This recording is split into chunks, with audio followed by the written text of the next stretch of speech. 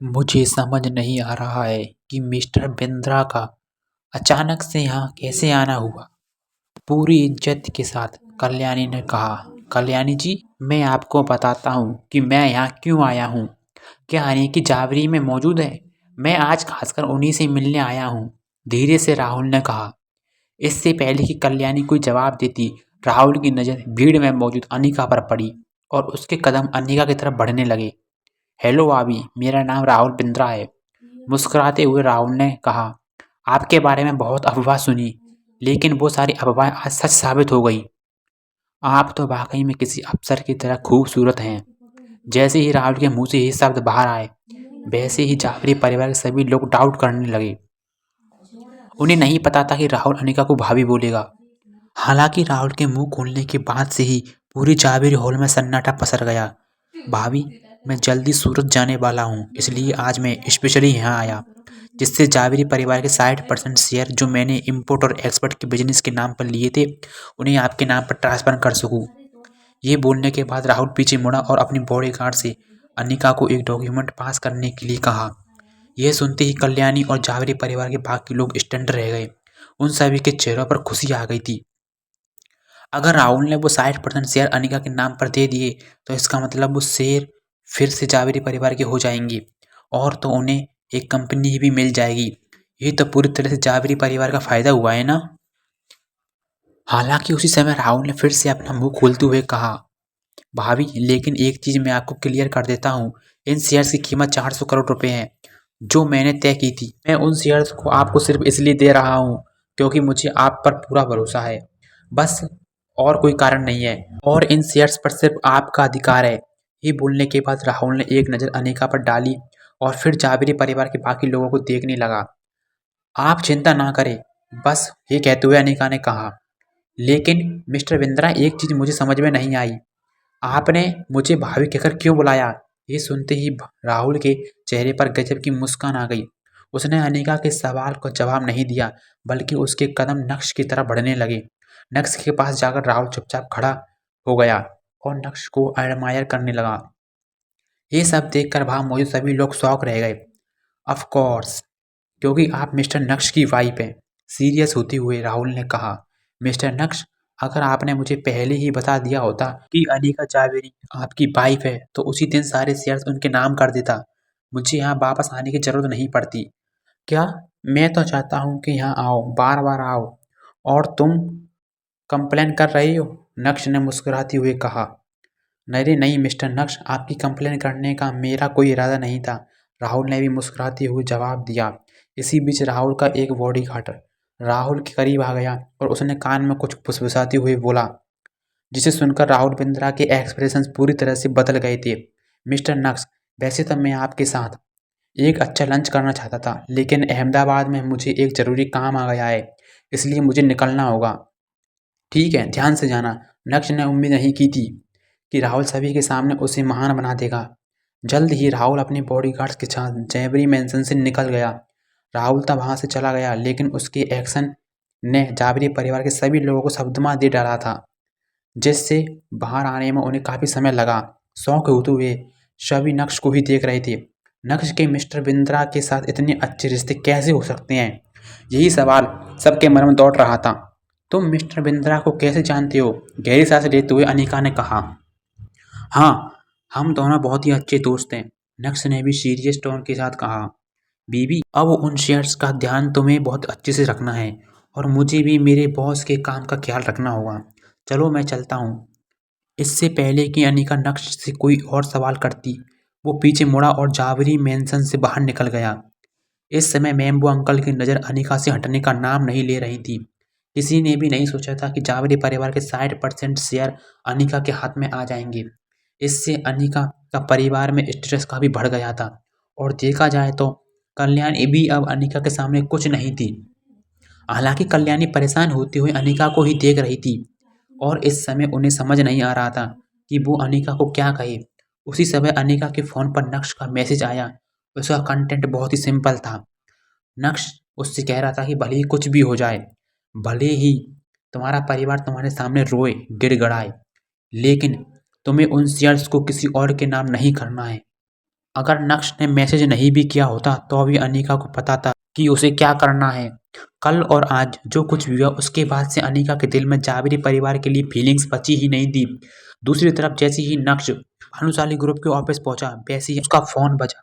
Hello, क्या बात है? मेरी बात मिस्टर नक्श से हो रही है? फोन के दूसरी तरफ से एक शांत आवाज सुनाई दी।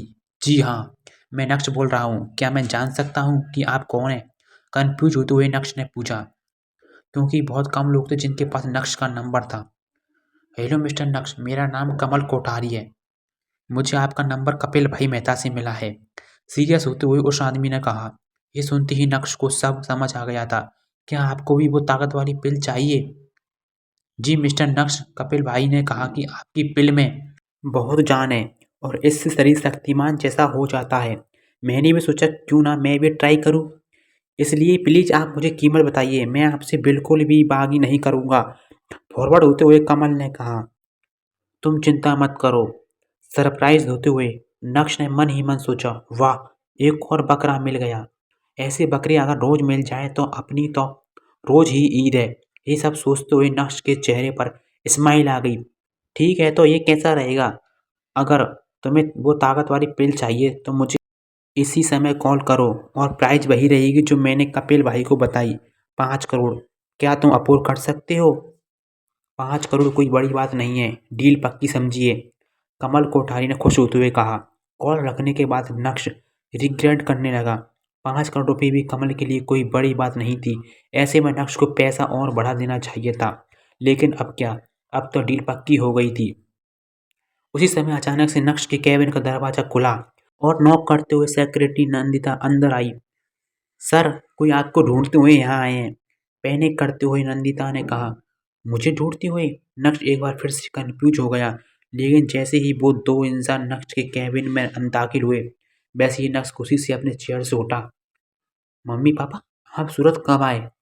अपने माँ बाप को देखकर नक्श कुछ ज्यादा ही एक्साइटेड हो गया था। तुरंत ही नक्श करीब गया और हाथ पकड़ते हुए बोला, आइए आइए, आप दोनों यहाँ बैठिए। ये देखकर नंदिता पूरी तरह से सरप्राइज थी, लेकिन तहजीब के साथ वो कैबिन बाहर चली गई। नक्श, मैंने सुना था कि तुम्हारे चाचा ने भानुशाली ग्रुप तुम्हारे नाम कर दिया है, इसलिए सब देखने चला आया कि ये सच है या नहीं, या फिर सिर्फ एक अफवाह है। खुश होते हुए जितिन भाई ने भानुशाली से कहा। दरअसल मुंबई से सूरत शिफ्ट होने के बाद जितिन भाई पूरी तरह से टूट गए थे। अपने खून पसीने से खड़ी की कंपनी ने उन्हें एक पल में लात मारकर उन्हें अलग कर दिया था। उस सदमे में उन्हें बाहर आने में लगभग 2 साल लगे। इस बीच घर की भागदौड़ नक्श ने संभाल ली थी और वो अनिका के पिता के साथ काम करने लगी थी। नक्श नहीं चाहता था कि उसके माँ बाप उसे छोटा काम करते हुए देखे, इसलिए उसके पास जितना भी बचा हुआ पैसा था उसने नक्श ने अपने माँ बाप को अहमदाबाद शिफ्ट कर दिया। और जब भी नक्श को समय मिलता तब वो अपने माँ बाप से मिलने चाहता था। लेकिन इस बार नक्श को गए हुए लगभग 1 साल हो गया था। इससे पहले कि नक्श जवाब देता उसकी माँ जानकी ने कहा, बेटा, क्या तुम सच में भानुशाली ग्रुप के सीईओ बन गए हो? हाँ मम्मी पापा, मैंने इस परिवार की बहुत मदद की है, इसलिए चाचू ने भानुशाली ग्रुप मुझे दे दिया है। सीधे तौर पर नक्श ने जवाब दिया, मैं आप दोनों को बुलाकर सरप्राइज देना चाहता था, लेकिन आपने तो मुझे ही सरप्राइज दे दिया। इस खुशी को मैं कॉल पर नहीं कहना चाहता था, इसलिए मैंने कॉल नहीं किया। खैर, अब आप दोनों सूरत आ ही गए हैं तो आपको वापस अहमदाबाद जाने की कोई ज़रूरत नहीं है। मैंने एक विला खरीद लिया है, आप दोनों मेरे साथ ही रहेंगे। खुश होते हुए नक्श ने कहा। नक्श के माँ बाप को एक दूसरे को देखा और उसके बाद धीरे से अपना सिर हिलाया। ठीक है, दरअसल यहाँ आने का हमारा एक और मकसद था। हम तुम्हें गुड न्यूज़ देना चाहते थे। तुम्हारे काजिन अंतिम की कल शादी है। धीमी आवाज़ में अभी जितिन भाई नक्श को खुशखबरी सुना ही रहे थे, तभी अचानक से नक्श का फ़ोन बजा। वो कॉल उसके चाचा यानी दर्पण भानुशाली का था। जैसे ही नक्श ने कॉल उठाया, सामने से उसे अपने चाचा की धीमी आवाज़ सुनाई दी। नक्श, क्या तुम कल फ्री हो? हाँ, मैं भी फ्री हूँ। क्या बात है चाचा? क्यूरियस होते हुए नक्श ने पूछा। तो बात ऐसी है कि कल अंतिम की शादी है। मैंने तुम्हें कॉल इसलिए किया है कि जिससे तुम्हें स्पेशली परिवार के लिए मुख्य गेस्ट के रूप में इनवाइट कर सकूं। मुस्कुराती हुई दर्पण ने कहा। वैसे जब दर्पण ने भानुशाली ग्रुप को नक्श के नाम कर दिया तब उन दोनों के बीच काफ़ी गहमा गहमी हो गई थी, लेकिन जिस तरह से भानुशाली ग्रुप का बिजनेस चल रहा था, यहाँ पर यूं कही कि जिस तरह से नक्श ने कंपनी संभाली, उससे दर्पण खुश था और शायद खुशी के मौके पर सारे गिले शिकवे भी भुला गया था। समझ गया था मैं जरूर आऊंगा। ये बोलने के बाद नक्श ने कॉल कट कर दिया। क्या कॉल तुम्हारे चाचा का था? अंतिम की शादी का इनविटेशन दिया? मुस्कुराती हुई जितिन भाई ने पूछा। हाँ तो चलो, हाँ, कल हम सब एक साथ वहाँ चलते हैं। क्या बात है? खुश होते हुए नक्श ने पूछा। पूरे परिवार में अपने माँ बाप के अलावा अगर नक्श की किसी से बनती थी तो वो उसका कजिन अंतिम, भानुशाली। जब नक्श के परिवार को भानुशाली ग्रुप से अलग कर दिया, तब सिर्फ एक अंतिम ही था जिसने नक्श के लिए स्टैंड लिया था। हालांकि उस समय अंतिम भानुशाली ग्रुप के बोर्ड ऑफ डायरेक्टर में शामिल नहीं था, इसलिए किसी ने भी उसकी नहीं सुनी। ठीक है, कल हम एक साथ वहाँ जाएंगे। जितिन भाई ने खुश होते हुए नक्श की ओर देखा और कहा, बेटा अब तुम बहुत ही बड़ी पोजीशन पर हो, अपनी कुर्सी का सम्मान करना, तुम्हारे पास बहुत काम होगा।